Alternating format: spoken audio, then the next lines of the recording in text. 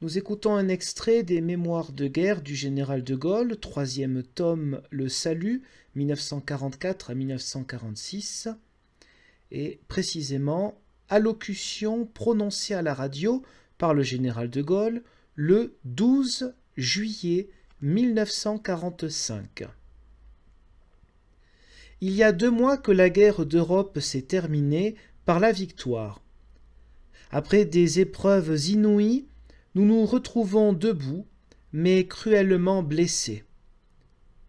Pas un homme de bon sens ne doute que, pour nous guérir et pour nous renouveler, il nous faille beaucoup d'efforts, beaucoup d'ardeur et beaucoup de raison. D'ailleurs, malgré toutes les difficultés que nous rencontrons à chaque pas, au dedans et au dehors, nous sommes bel et bien engagés sur la route qui monte et non point sur celle qui descend. Mais dans l'œuvre sacrée de la rénovation nationale, voici qu'approche un grave moment, celui où nous allons rebâtir nos institutions politiques, qu'une fois de plus dans notre histoire, la tempête a jetées à bas. Une fois de plus, hélas, dans l'espace d'1 siècle et demi, nous avons eu 13 constitutions, sans compter plusieurs intérims. On peut dire qu'en moyenne, tous les 12 ans, notre pays a vu bouleverser les bases de l'État et les règles de son fonctionnement. Ce qu'ont été les conséquences d'une pareille instabilité quant à la sécurité extérieure, au développement intérieur, à l'unité morale du pays, 6 invasions, plusieurs guerres civiles, de multiples émeutes, désordres et coups d'État, n'en ont que trop témoigné. Inversement, les malheurs de la patrie dévorèrent à mesure nos régimes successifs, qu'ils fussent bons ou qu'ils fussent mauvais. Cette sorte de cycle infernal a imprimé à notre vie publique un caractère de discontinuité, d'agitation, d'improvisation qui fut au total désastreux. Certes, nous avons pu survivre en payant les frais des secousses sur l'immense capital matériel et moral de la France. Mais dans un monde où d'autres nations ne cessaient pas de grandir, la valeur relative de ce capital allait sans cesse en déclinant. En dernier lieu, nous avons failli rouler dans l'abîme où se perd jusqu'à l'indépendance. Nous sortons de là, il est vrai, par une sorte de prodige, mais trop peu riche de substance pour pouvoir encore nous ruiner. Ce n'est point dire évidemment qu'il suffira d'une bonne constitution pour nous couvrir contre tous les maux, car le monde n'est pas si simple, mais c'est dire que de la manière dont nous allons rebâtir l'édifice de nos institutions dépend, pour une grande part, l'avenir de la France.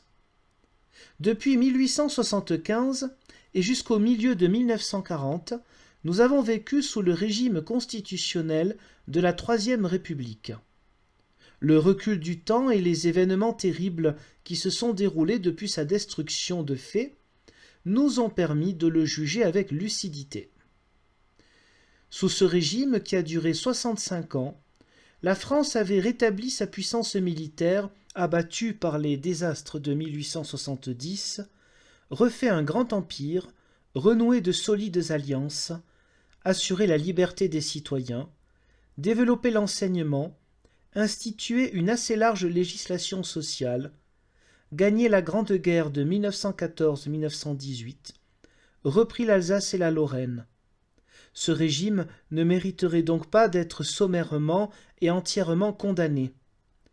Mais d'autre part, il est clair que ce régime, tel qu'il fut conçu en 1875 et tel qu'il avait évolué depuis, ne correspondait plus, depuis des années, aux conditions de notre rude époque.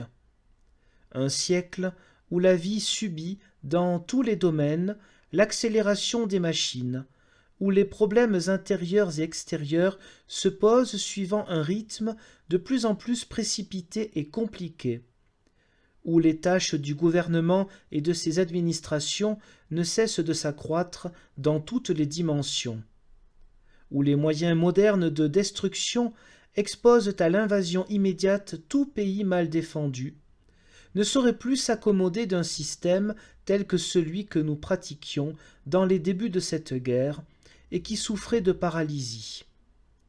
Je crois bien qu'il est peu de Français qui n'en soient aujourd'hui convaincus. Je crois même que, sur les principaux changements qu'il est nécessaire d'introduire dans la future Constitution, par rapport à ce qu'était celle de 1875, il y a dans notre peuple un accord quasi général du bon sens et du sentiment. Le moment venu, c'est-à-dire bientôt, je donnerai publiquement mon opinion à ce sujet. Pour aujourd'hui, j'exposerai simplement par quels moyens le gouvernement entend appeler le pays à décider de ce que sera son propre régime. Tout d'abord, c'est au pays qu'il appartient de dire si les institutions de la Troisième République ont cessé d'être valables. Ce n'est pas le peuple français qui les a jetées par terre. C'est l'invasion et ses conséquences. Nul n'est qualifié pour décréter maintenant qu'elles sont caduques au départ, ou bien qu'elles ne le sont pas, excepté le peuple lui-même. Au mois d'octobre, nous voterons tous et toutes au suffrage universel et direct pour élire une assemblée, et nous dirons si cette assemblée est constituante, c'est-à-dire si nous lui donnons le mandat d'élaborer une nouvelle constitution. Si la majorité des électeurs décide que non, c'est que les institutions antérieures auront, au départ, gardé leur valeur. L'assemblée que nous aurons élue sera donc la Chambre des députés. Il sera procédé ensuite à l'élection du Sénat. Après quoi, Chambre et Sénat pourront se réunir en Assemblée nationale pour changer la Constitution. Si, au contraire, le corps électoral décide, dans sa majorité, que l'Assemblée est constituante, c'est qu'il tient pour caduques, au départ, les institutions d'avant 1940. Mais alors, le gouvernement considère comme nécessaire que le pays règle en même temps le fonctionnement des pouvoirs de l'État jusqu'au moment où la Constitution nouvelle sera mise en application. Ne rien régler du tout reviendrait à faire de l'Assemblée un corps omnipotent, absorbant tous les pouvoirs, sans aucun recours et sans aucune limite d'attribution, ni même de durée. Une pareille dictature risquerait d'entraîner les plus graves inconvénients, surtout dans la période très difficile où nous sommes. Nous ne croyons pas qu'on puisse raisonnablement admettre que tout ce qui concerne la vie du pays, celle de l'Empire, celle même des citoyens, dépendra exclusivement, pour un délai indéterminé, du premier mouvement d'une seule assemblée. On a connu de par le monde plusieurs expériences d'une assemblée unique et omnipotente. Ces expériences ont presque toujours mal fini. C'est pourquoi le gouvernement, en proposant au pays que l'assemblée soit constituante, propose en même temps à son approbation un régime transitoire pour le fonctionnement des pouvoirs, jusqu'au jour où il y aura de nouveau une constitution établie. Ce régime provisoire prévoit que l'Assemblée constituante nommera le président du gouvernement, qui choisira les ministres et aura avec eux la charge de gouverner jusqu'à ce que la Constitution soit faite. Cela devra avoir lieu au plus tard dans les 7 mois. Cela pourra avoir lieu plus tôt si l'Assemblée est diligente. Cependant, pour les mesures législatives principales, budget, ratification des traités, réforme de structure, c'est à l'Assemblée qu'appartiendra la décision. De cette façon, on doit espérer que l'Assemblée constituante pourra se consacrer surtout à sa tâche primordiale, qui sera d'élaborer d'urgence la Constitution.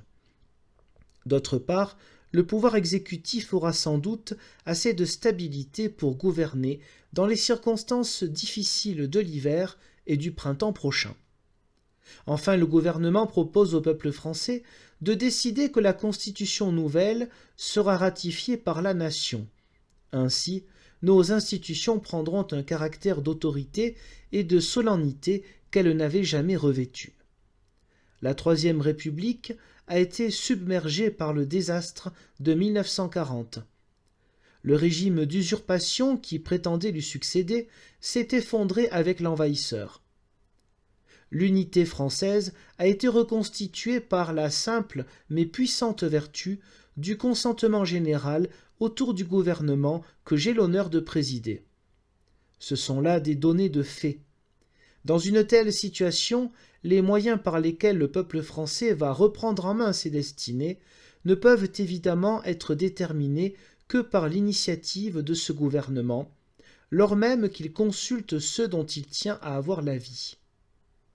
Mais l'initiative, il la prend sur la table rase, en ne s'inspirant que de l'intérêt national dont il est le dépositaire.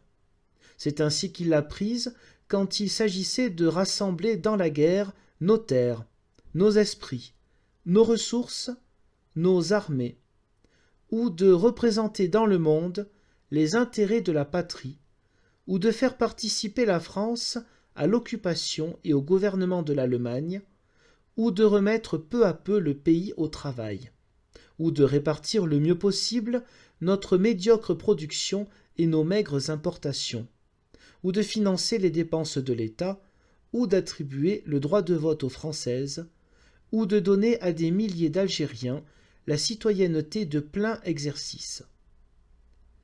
Le poids de la charge est lourd, tous et toutes vous pouvez m'en croire. Dans le choix que le gouvernement fait, quant aux dispositions à prendre pour rendre au pays l'exercice de sa souveraineté, je ne prétends pas que tout le monde trouve une satisfaction complète. Pas plus que dans toutes les matières où il a fallu agir depuis le 18 juin 1940. Mais je prétends qu'en attendant que le peuple se soit prononcé, ces dispositions peuvent être acceptées par tous au nom de l'intérêt supérieur de la patrie, lequel exige que le pays se dote lui-même, au plus tôt, d'institutions solides et nouvelles, sans être jeté arbitrairement pendant la transition dans le risque des aventures. Fini les années de chaînes et de bâillons. Grâce à sa victoire, le peuple français a recouvré la possibilité de s'exprimer par la seule voie démocratique qui est celle du suffrage. Conformément à nos promesses, nous allons lui rendre la parole. Ses destinées n'appartiennent qu'à lui.